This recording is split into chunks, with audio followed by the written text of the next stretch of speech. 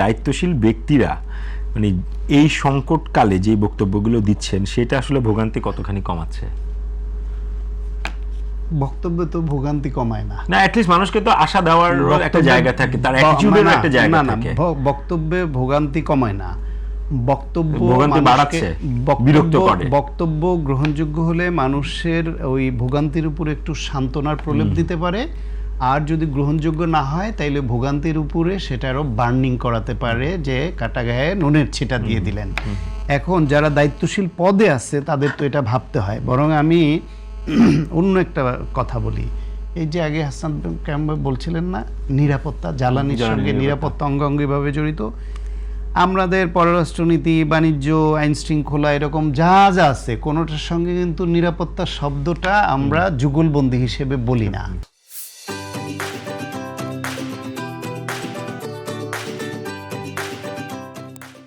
কিছু ক্ষেত্রে যুগলবন্দি হিসেবে এই শব্দটা বলি, খাদ্য নিরাপত্তা, জ্বালানি নিরাপত্তা। এই নিরাপত্তা শব্দগুলা যাদের সঙ্গে যোগ করা হয় তার মানেটা হইল এটা তাৎক্ষণিকভাবে ঠিক করা যায় না, এটা আগে থেকে প্ল্যান করে নিরাপত্তা নিশ্চিত করতে হয় যে আমার হাতে কত মাসের মজুদ আছে, আমি কতদিন গেলে, যেমন আপনার এই নিরাপদ কতদিনের মজুদ আছে, কতদিনের মধ্যে আমি এটা আরও না বাড়াতে পারলে, এটা শেষ হয়ে গেলে আমি নিরাপত্তাহীন হয়ে পড়ব, এটা আগাম ক্যালকুলেটিভ হিসাব। ফলে খাদ্য, আমার দেশে বছরে কত খাদ্য উৎপাদন হয়, এই খাদ্য আমার যদি পরিমাণ না হইলে বা দুর্যোগ হইলে আমি খাদ্য নিরাপত্তাহীন হয়ে পড়বে, আমার দেশে জ্বালানি কি পরিমাণ মজুদ আছে, তেল, গ্যাস, এইটা কোন পর্যায়ে নিচে নামলে অ্যালার্মিং, এবং তখন আমার বিকল্প পথ খুঁজতে হবে যাতে ওই এত মাস পরে এইটা আমি যদি ব্যবস্থা করতে না পারি এই ক্রাইসিসটা আসবে। একটা ধরেন এক জায়গায় আগুন লাগলো, অ্যাক্সিডেন্ট হলো, একটা চ্যানেল বন্ধ হয়ে গেল, ওটা মানা যায়, সেটুকু ধরে নিয়েই কিন্তু খাদ্য নিরাপত্তা, জ্বালানি নিরাপত্তা, যেখানে নিরাপত্তার যে যুগল শব্দটা আছে, প্ল্যানিং করতে হয়। এখন ধরেন এটা সত্য আমাদের জ্বালানি নীতিতে ত্রুটি ছিল, এটা সত্য যে গ্যাসের উৎপাদন কমে গেছে বলে বিদ্যুৎ উৎপাদন হচ্ছে না, আগুনের দিকে হয়েছে, পাইপ লাইনে সমস্যা হয়েছে, এটা সত্য যে কয়লার সরবরাহ কমে গেছে বলে ওইখানে উৎপাদন ব্যাহত হচ্ছে, এমনকি আদানি 1600 মেগাওয়াটের জায়গায় অর্ধেকের বেশি দিতে পারছে না। এখন এইটার প্রেক্ষিতে যে কোনো কারণেই হোক এই যে ভোগান্তিটা হচ্ছে, ভোগান্তিতে মানুষ কি আশা করে?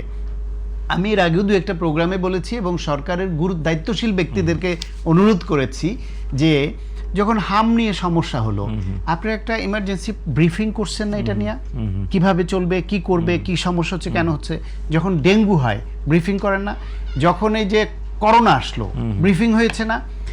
এখন এই জ্বালানি, বিশেষ করে বিদ্যুৎ গ্যাসের বিষয়টাকে অ্যাকিউট ইমার্জেন্সি কন্ডিশন, মানুষ কষ্টে আছে, সেই কষ্টটা কেন হলো, আপনারা কতটুকু অগ্রগতি করতে পারলেন, কতদিনের মধ্যে পারবেন, এবং মানুষকে ধৈর্য ধরে সহযোগিতা করার আহ্বান করা এবং তাদের প্রতি একটু সহানুভূতিশীল করা, এটা নিয়ে আপনি অন্তত সপ্তাহে 2 দিন আনুষ্ঠানিকভাবে মন্ত্রণালয় থেকে বা দায়িত্বশীল জায়গা থেকে মানুষকে একটু সত্য তথ্যটা জানিয়ে একটু আশ্বস্ত করেন, একটু ব্রিফিং করেন যে এই কারণে হচ্ছে আপনারা, অথবা এই যে বিদ্যুতের এত অপচয়, যাদের টাকা আছে বিল দেয় 24 ঘন্টা অফিসে পুরো অফিস টাইম এসি চালায় রাখে, রুম থেকে বের হয়ে গেলে এসিটা বন্ধ করে যেতে হবে, আবার আসলে আমি নতুন করে চালাবো, আবার ঠান্ডা হইতে সময় লাগবে, আমি ওই গরমটুকু সহ্য করবো না বলে এসি চালায় রাখে, ফ্যান লাইট সব চলতে থাকে।